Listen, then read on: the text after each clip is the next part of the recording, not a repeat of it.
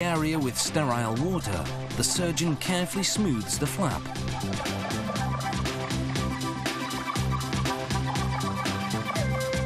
Within 45 seconds, the negative pressure inside the cornea sucks the flap back on. The flap literally seals itself.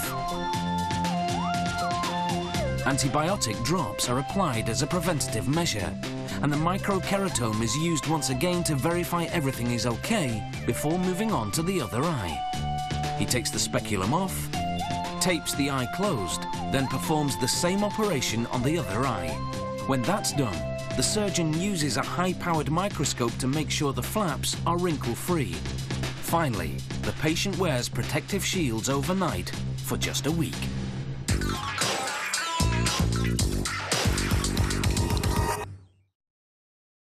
The guitar has been around for centuries.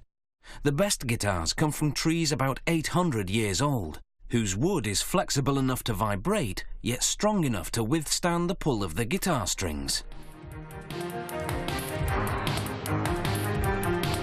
Guitar makers use spruce or cedar because those woods are lightweight and vibrate well. Using a 30-ton press that works like a mold cutter, the guitar shape is punched out. The size of a sound hole affects how the guitar will resonate. The larger the hole, the more treble. The smaller the hole, the more bass. Then a wooden rosette decoration is glued into an inlay. Next comes the sides of the guitar. Wood pieces are immersed in boiling water for about 15 seconds.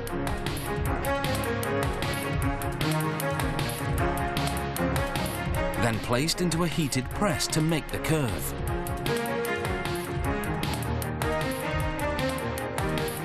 The press applies heat from the bottom and the top for about a minute.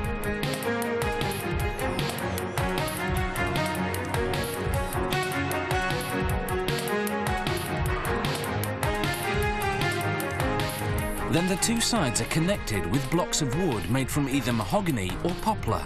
One is glued and clamped at the bottom and the other at the top.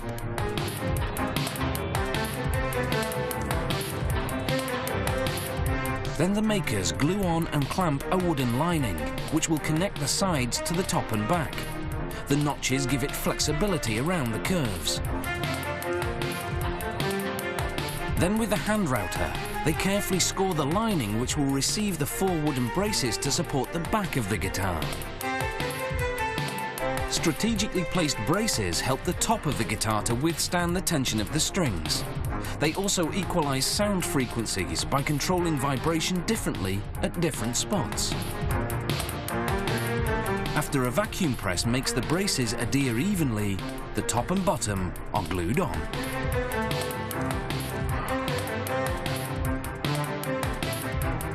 The body of the guitar is now assembled. It goes into a press, then a drying rack for several hours.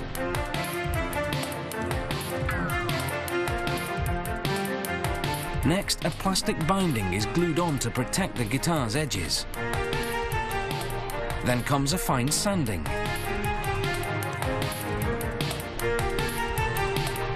A machine with a special sensor measures the precise angle at which the body and neck of the guitar will be later attached.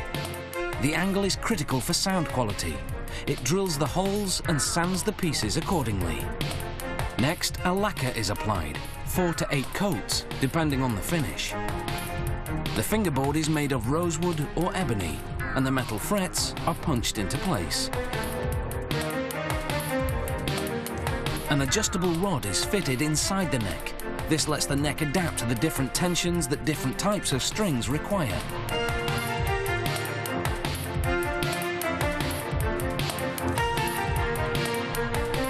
The fingerboard is then glued on the neck, then vacuum pressed to make sure it adheres evenly.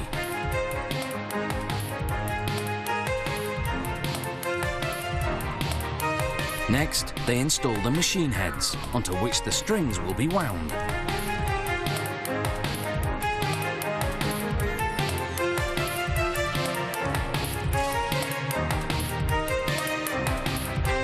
The rod in the neck slips into a groove on the body. The neck is then bolted and clamped until the glue dries. Next, they glue on the bridge, securing it with temporary screws and a clamp. The headstock nut, a hard plastic piece that spaces the strings evenly, is glued into place. Next comes the saddle, then the bridge pins, which lock the strings in the bridge. Finally, they string the guitar using an electric winder. Because of all the glue drying time, it takes 3 weeks to make a guitar. As the guitar ages, the better it will sound.